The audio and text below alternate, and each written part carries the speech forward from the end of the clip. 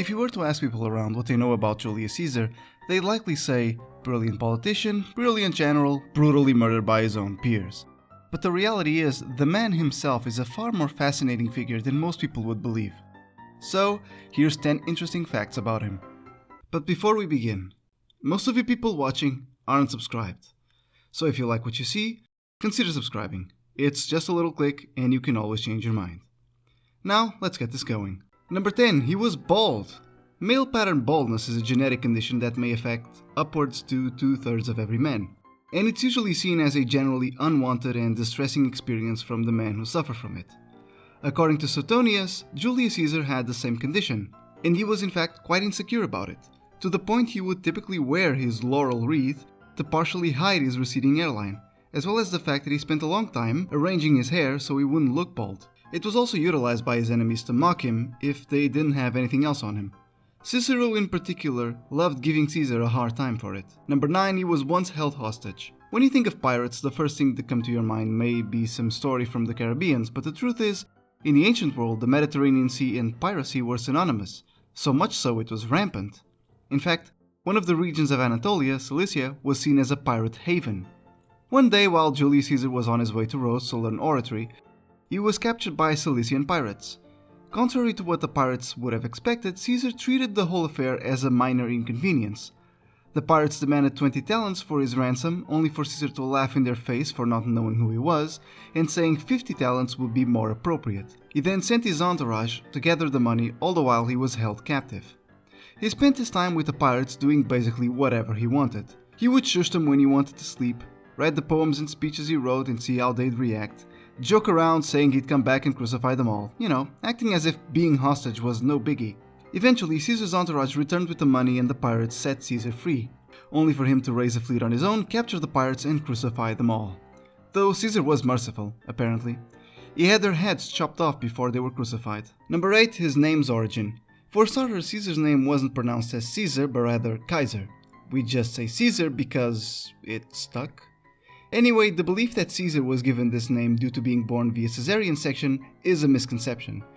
In truth, the origins behind the name Caesar are still unknown to this day, and even in antiquity, it was subject to many interpretations.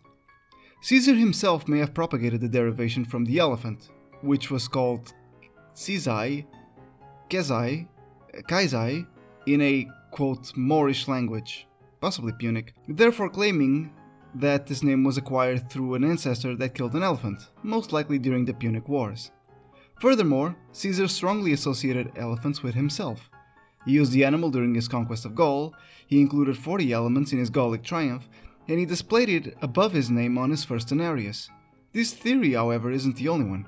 The origin could have also been due to one of his ancestors having blue eyes, which Caesar certainly did not have, or due to the balding hair, which was most likely anti-Caesarian propaganda. Number 7. He was born into nobility but not into wealth.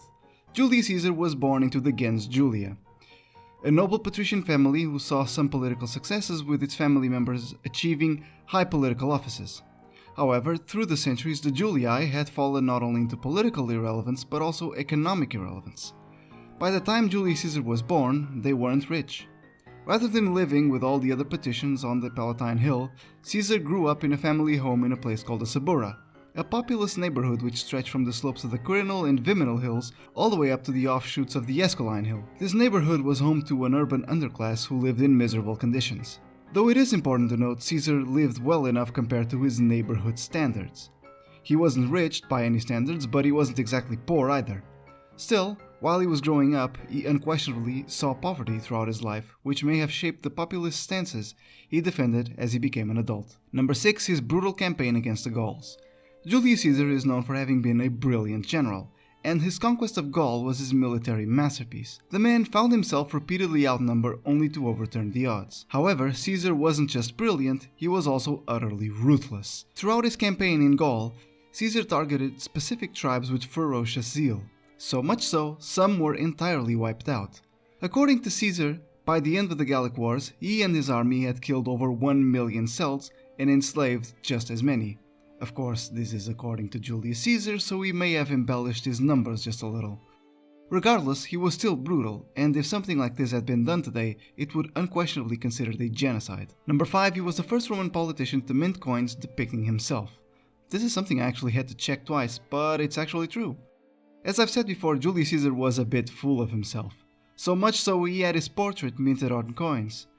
Now, having portraits minted on coins is not a big deal. It happened far before Caesar, but they were usually portraits of someone who had died or had been politically important. Not someone who was very much alive and the very center of current politics. In case you're wondering how the Senate reacted, well, they didn't take it well. Seeing it as an act of arrogance, it was decried for exactly what it was. An act of propaganda for Caesar's power and influence. Number 4, he was afraid of cats. Apparently, Julius Caesar would not do well in the modern world. Today, we love cats. So much so, it's the second most popular domestic animal in the world, and cat videos dominate the internet. We find the little hairballs adorable. Caesar was utterly horrified of them. And he isn't the only notable historical figure afraid of cats either. The likes of Alexander the Great, Genghis Khan, and Napoleon Bonaparte seem to likewise be afraid of cats too. So much so, it seems like it's a prerequisite towards being a notable individual, as in, step 1, be ridiculously capable, step 2, fear cats. To be fair, Caesar may not actually have had the condition known as ailurophobia. We have to remind ourselves that for most of history, cats were usually seen as signs of bad omens, and this persists even to this day, as some people still do not want to pass by a black cat. Number 3, he created the leap day. As dictator of Rome, Julius Caesar embarked on many ambitious projects, such as making the grain dole run more efficiently and reforming the provincial system. But the most ambitious project Caesar ever embarked on may have been on time itself.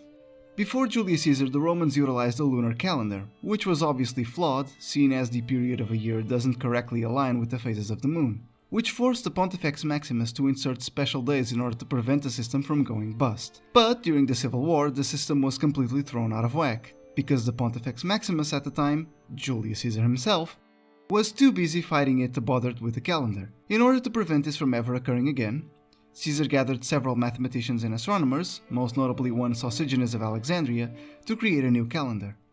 Basing it off the Egyptian rather than the Roman, this new calendar was solar, which made every year from now on have 365.25 days, or rather, 365 days for 3 years and 366 for 1, thus inserting the leap day. Number 2, he became a god. In some ancient civilizations, it was common to see certain people becoming gods. Just look at the Egyptian pharaohs for an example. In Roman society, however, this simply did not happen. But Caesar was so popular and so useful as a political tool, Octavian, the future Emperor Augustus, decided to deify Caesar a few years after his death. This was useful for Octavian, seeing as, him being the adopted son of Julius Caesar, he'd now become the son of a god. The habit of deifying Caesar stuck, seeing as Augustus later died and was likewise deified. The next man to adopt the name of Caesar was Claudius, and he too was deified. From that point onwards, emperors would adopt the name of Caesar, and those who remained in the good graces of the Senate after their deaths would be deified, thus starting the cult of the Caesars. And number 1, he wasn't actually murdered in the Senate. You know how the story goes, a conspiracy to kill Caesar was gathered, and then killed the man himself in a Senate meeting. This is absolutely true. Marcus Junius Brutus, Decimus Brutus, and Cassius Longinus created a conspiracy to kill Julius Caesar, gathered some sympathetic supporters, and committed the deed in a Senate meeting. But Caesar never died in the Senate. And by that I mean the actual building. A few years before, a riot broke out due to the death of a populist politician named Claudius. Yes, that Claudius, the one who tried seducing Caesar's second wife. His supporters destroyed the original building the Senate used to gather, which was called the Senate. Ever since then, they had been gathering at different places to discuss the matters of state. So, where was Caesar murdered? Well, in a theater. But not just any theater. It was one commissioned by Caesar's enemy, Pompey the Great, and this building just so happened to have a giant statue of Pompey at its center. Which brings us to the irony in which Caesar died. He expired in a pool of his own blood in front of his former friend, and maybe his greatest enemy. Hope you enjoyed this little list. Leave your thoughts about it, like, comment, sub. This is Spectrum, and I'll see you around.